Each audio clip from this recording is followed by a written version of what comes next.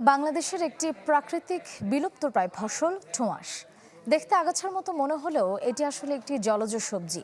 ভেজে বা ভর্তা করে খাওয়ার পাশাপাশি ডাল আর মাছের সাথেও খাওয়া যায় ঠোঁয়াশের সুস্বাদু কাণ্ড।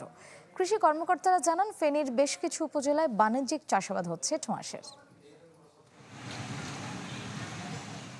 বাড়ির সামনে মজাপুকুরে বিলুপ্তপ্রায় সবজি ঠোঁয়াশ চাষ করেছেন মোহাম্মদ হানিফ।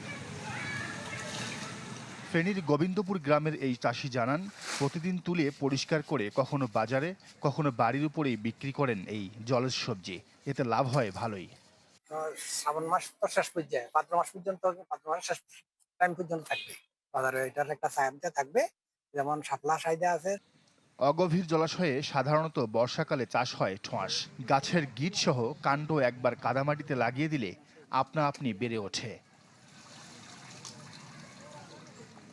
ঠোঁয়াশের এক একটি আটি কিনতে খরচ হয় 40 থেকে 50 টাকা। ভোক্তারা বলেন, ঠোঁয়াশ দামে কম, খেতেও সুস্বাদু, খাওয়া যায় সব রকম তরকারির সাথে। এটা রান্নার হিসেবেও অনেক মজা, তবে এটা ভর্তা হিসেবেও খাওয়া যায়। যে কোনো মাছ হোক, মানে ওই গানের সাথে এখান দিলে মানে অনেক মজা হয়, আর মানে তেলটা মাদা দিব। কৃষি কর্মকর্তারা বলেন, ফেনী ও নোয়াখালী অঞ্চলের অপ্রচলিত এই সবজি বেশ কিছু এলাকায় এখনো বাণিজ্যিকভাবে চাষ হচ্ছে। রন্ধন প্রণালীও ইজি। এটা ভাজি করে খাওয়া যায়, মাছ দিয়ে রান্না করে খাওয়া যায়, এটা ভর্তা হিসেবেও খাওয়া যায়। এবং ডায়াবেটিস রোগীর জন্য এটা উৎকৃষ্ট মানের একটা সবজি।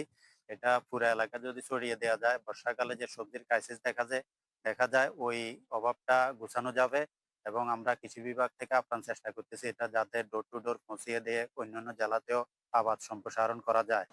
আঁশ সমৃদ্ধ হওয়ায় ঠোঁয়াশ ডায়াবেটিস রোগীদের জন্য উপকারী বলে জানান সংশ্লিষ্টরা। Desk report, channel 24।